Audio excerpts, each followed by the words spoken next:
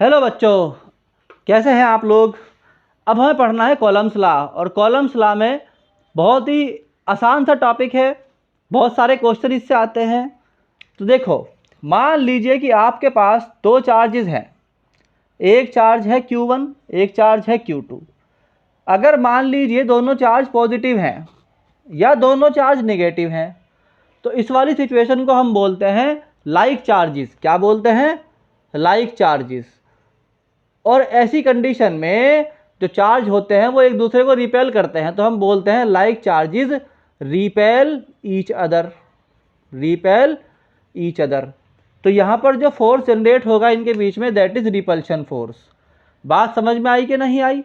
अगर ये चार्जेस ऐसे हो जाएं कि ये पॉजिटिव ये नेगेटिव, या ये नेगेटिव ये पॉजिटिव, तो इनके बीच में हम कौन सी कंडीशन बोल लेंगे? That is unlike charges. ये कौन से चार्जेस हो गए? Unlike charges. और अब बताओ ये क्या करेंगे एक दूसरे को? ये करेंगे अट्रैक्ट ईच अदर। क्या करेंगे?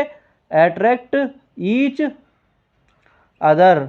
ये कंडीशन कहलाती है हमारी अट्रैक्शन वाली कंडीशन। तो कुल मिलाकर दो चार्जेस अगर रखे हुए हैं, अगर वो लाइक हैं या अनलाइक हैं, दोनों कंडीशन में एक दूसरे के ऊपर फोर्स लगाते हैं। इस फोर्स को कैलकुलेट करने के लिए जो लॉ है that is called columns law. कौन सा लॉ है बच्चों? Coulomb's law. तो कॉलम्स लॉ की जो डेफिनेशन है वो समझते हैं, और इसका क्या सिग्निफिकेंस है वो समझते हैं। तो टॉपिक का नाम है कॉलम्स लॉ। अब देखो, कॉलम्स लॉ में हमने दो चार्ज लिए, एक चार्ज था Q1, एक था Q2, उनके बीच की डिस्टेंस थी R। तो कॉलम्स लॉ क्या कहता है?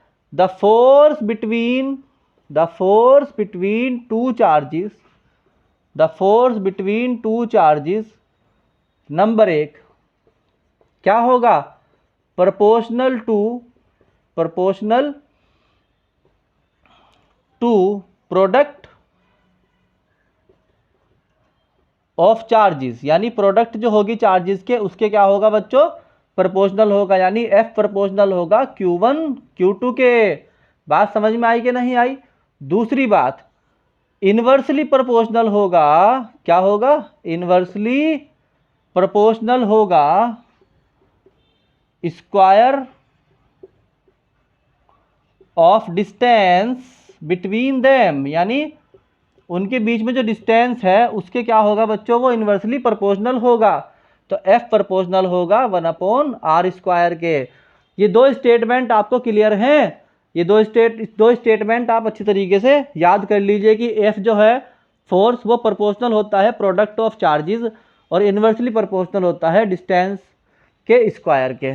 तो अब अगर हम इन दोनों कंडीशन को मैच कर दें तो F प्रोपोर्शनल हो जाएगा Q1 Q2 ओवर R² के। Q1 Q2 यहाँ से ले लिया और R² यहाँ से ले लिया, तो ये बन गया F proportional to Q1 Q2 over R²। अब हमारे पास फिजिक्स में जहाँ जहाँ भी क्या होती है? प्रोपोर्शनलिटी होती है, हमें उसे इक्वल टू में कन्वर्ट करना होता है। और जब हम इक्वल टू में कन्वर्ट करते हैं तो वहाँ पर लेके आते हैं क्या? कांस्टेंट। क्या लाते हैं? कांस्टेंट। तो यहाँ पर हमने लिखा 1/4πε0 Q1 Q2 ओवर R²।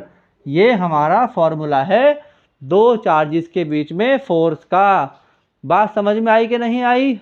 चलो, अब हम यहाँ बोलते हैं कि अगर मान लीजिए कि दो चार्जेस थे Q1 एंड Q2, और इनके बीच में हमने मीडियम भर दिया, और उस मीडियम को हम बोलते हैं dielectric constant K।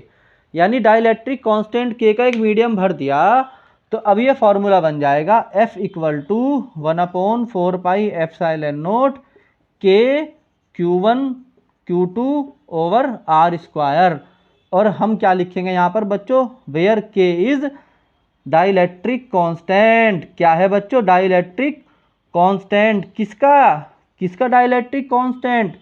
Of the medium. किसका बच्चों? Of the medium between charges. जो चार्जेस है ना हमारे, इनके बीच में जो स्पेस था उसका क्या हुआ? डाइलेक्ट्रिक कांस्टेंट हो गया मीडियम का, क्या? K। तो ये हमारा क्या है बच्चों? कॉलम्स लॉ है। कॉलम्स लॉ की कुछ डिटेल्स हैं, वो हम आपको बताते हैं। What are the details of Coulomb's law? सबसे पहले हम बात करेंगे K। यानी what is the dielectric constant, जो अभी अभी मैंने लिखवाया है आपको। तो ये क्या होता है बच्चों, डाइलेक्ट्रिक कांस्टेंट के। ठीक है, देखो हमारे पास मान लीजिए दो चार्जेस हैं, वही वाली सिचुएशन Q1 Q2, इनके बीच में कुछ मीडियम हो सकता है जो यहाँ भरा हुआ होगा।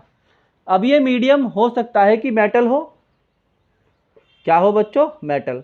तो अगर ये मेटल होगा तो K की वैल्यू हो जाएगी इन्फिनिटी, याद रखना क्या हो जाएगी, इनफाइनाइट। आई बात समझ में। और इस कंडीशन में जब आप फॉर्मूले के अंदर रखोगे वैल्यू को तो F हो जाएगा 1/4πε0 के की जगह क्या रख दिया बच्चों हमने यहाँ पे, इन्फिनिटी। क्या रख दिया, infinity into Q1 Q2 over R square. तो जब 1/∞ को सॉल्व करोगे तो F बिकम 0।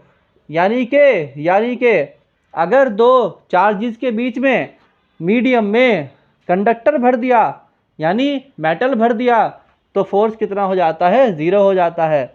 दूसरी बात, अगर हमने यहाँ पर डाइलेक्ट्रिक मटेरियल भर दिया, डाइलेक्ट्रिक मटेरियल, तो डाइलेक्ट्रिक मटेरियल क्या होता है, समझो बात को। जो कंडक्टर होता है उसकी सिचुएशन ये होती है कि मान लो आप एक चार्ज Q1 लेके आए थे, दूसरा चार्ज आपके पास Q2 था। जैसे ही आपने यहाँ पर मान लो Q1 पॉजिटिव है और इसे हटा दो 1 मिनट के लिए, तो ये सारे इलेक्ट्रॉन यहाँ आ जाएंगे इस पॉजिटिव चार्ज की तरफ अट्रैक्ट होते हुए। इसके अपोजिट साइड में क्या बन जाएगा, नेगेटिव चार्ज बन जाएगा, पॉजिटिव चार्ज बन जाएगा। तो यहाँ पर क्या होता है कंडक्टर वाली सिचुएशन में, जो यहाँ पर थी, चलो मैं यही बना देता हूँ इसको ऊपर ही, छोड़ो यहाँ पे। यहाँ पर क्या होता है बच्चों, मान लीजिए कि एक कंडक्टर है और आप इसके पास कोई पॉजिटिव चार्ज लेकर आ गए, तो जो पॉजिटिव चार्ज है वो इसके सारे इलेक्ट्रॉन खींच लेगा और वो यहाँ आ जाएंगे, सारे से मतलब कुछ इलेक्ट्रॉन खींच लेगा, वो यहाँ आ जाएंगे। तो इलेक्ट्रॉन सारे की जगह से यानी पूरी वॉल्यूम में से यहाँ इकट्ठे हो गए। तो इसने ये कहा गया कि एटम्स को छोड़ के इलेक्ट्रॉन इधर आ गए। डाइलेक्ट्रिक वाले मामले में क्या होता है कि मान लीजिए चार्ज है Q और ये क्या है, डाइलेक्ट्रिक मटेरियल है। तो इसके जो मॉलिक्यूल्स हैं उनसे इलेक्ट्रॉन छूटता नहीं है, जहाँ पर है वहीं के वहीं रहता है, बस अपने ही मॉलिक्यूल में निगेटिव पार्ट इधर आ जाता है, इधर ऐसे, और अपोजिट डायरेक्शन में पॉजिटिव, यानी अपनी जगह रहते रहते वहीं के वहीं मुड़ जाएगा ऐसे। समझ में आई बात। जैसे फॉर एग्जांपल NaCl है, तो NaCl वाली कंडीशन में अगर आपने यहाँ पॉजिटिव चार्ज रख दिया तो आपका NaCl में से Cl इधर हो जाएगा, Na इधर हो जाएगा, बाकी जू का तू रहेगा सारा का सारा मामला। तो ये था डाइलेक्ट्रिक कांस्टेंट। और यहाँ पर वैल्यू जो होगी F की, K की, वो क्या होगी, K is always greater than 1। तीसरी कंडीशन है और वह है एयर वाली, एयर और वैक्यूम। एयर और वैक्यूम वाले कंडीशन में K की वैल्यू होती है 1। कितनी होती है बच्चों, 1।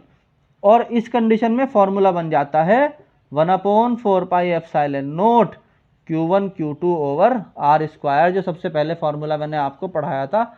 और फोर्स की यूनिट होती है न्यूटन। तो बच्चों ये समझ में आई आपको तीनों कंडीशंस। चलो अभी हम बताते हैं परमिटिविटी के बारे में। परमिटिविटी क्या है, परमिटिविटी से पहले एक बात और जान लो K के बारे में। क्या, K जो है वो यूनिटलेस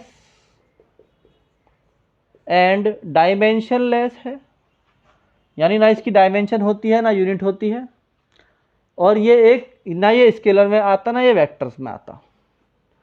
अब आ जाओ दैट इज परमिटिविटी। देखो भैया आपने एक फॉर्मूला पढ़ा था अभी that is F equal to 1/4πε0 Q1 Q2 over R square. यहाँ पर जो 1/4πε0 है दैट इज 9 × 10⁹ ये वैल्यू कहाँ से आई हमें नहीं पता, ये वैल्यू कहाँ से आई हमें नहीं पता, बस हमें ये पता है कि ये वैल्यू हमें सिलेबस में दी गई है। और इसकी यूनिट क्या होगी, newton into metre square over coulomb square. अब अगर हम यहाँ से ε0 को ले लें तो ε0 इक्वल हो जाता है 1/4πε0 इंटू 10⁻, 1/4π इंटू 9 × 10⁻⁹। तो अब जब इसकी वैल्यू को आप सॉल्व करते हो रख के, तो 1/4 into 3.14 into 9 into 10⁹ into newton into क्या हो जाएगा, coulomb square over newton into metre का स्क्वायर। क्योंकि देखो एप्सिलॉन नॉट डिनोमिनेटर में था, जब ये ऊपर आ जाएगा न्यूमरेटर में तो ये पावर्स भी पलट जाएंगी, यानी डायमेंशन पलट जाएंगी ऐसे।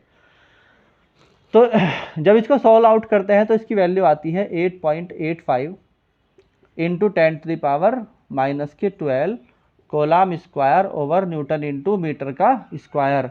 ये सारी वैल्यूज़ आपको याद करनी है, अगर आपने याद ना की तो आप क्वेश्चन नहीं कर पाएंगे। बात समझ में आई? चलो अभी और देखते हैं परमिटिविटी के बारे में। परमिटिविटी तो एप्सिलॉन नॉट की वैल्यू कितनी आ गई बच्चों, 8.85 into 10⁻⁻12 into coulomb square over newton into metre का स्क्वायर। बात समझ में आई? चलो परमिटिविटी जो होती है epsilon naught, that is permittivity. क्या बच्चों, परमिटिविटी ये क्या है, एक स्केलर क्वांटिटी है। चलो और दूसरी बात डायमेंशन, ये बहुत इंपॉर्टेंट है क्योंकि क्वेश्चन में पूछा जाता है what is the dimension of permittivity. तो बच्चों परमिटिविटी जो होता है इसकी यूनिट थी coulomb square over newton into metre का स्क्वायर। कॉलम की जो डायमेंशन होती है दैट इज 80, तो यहाँ हो जाएगा 80 की पावर कितनी बोलो, 2। न्यूटन क्या होता है, Newton is the unit of force and इसकी डायमेंशन होती है mL/T-2, और मीटर जो है उसकी क्या होती है L की पावर 2 हो जाएगी, क्योंकि यहाँ मीटर का स्क्वायर है। अब आप देखो m यहाँ पर डिनोमिनेटर में है, जब ऊपर जाएगा तो हो जाएगा m की पावर -1। L यहाँ पर पावर 3 है, ऊपर जाके हो जाएगी L की पावर -3। a यहाँ पर पावर में है तो a की पावर हो जाएगी +2 और t की पावर हो जाएगी +4। ये आपका क्या हो गया, डायमेंशन ऑफ एप्सिलॉन नॉट हो गई।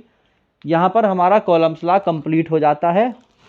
अब हमें कॉलम्स लॉ के क्वेश्चंस पे आना है।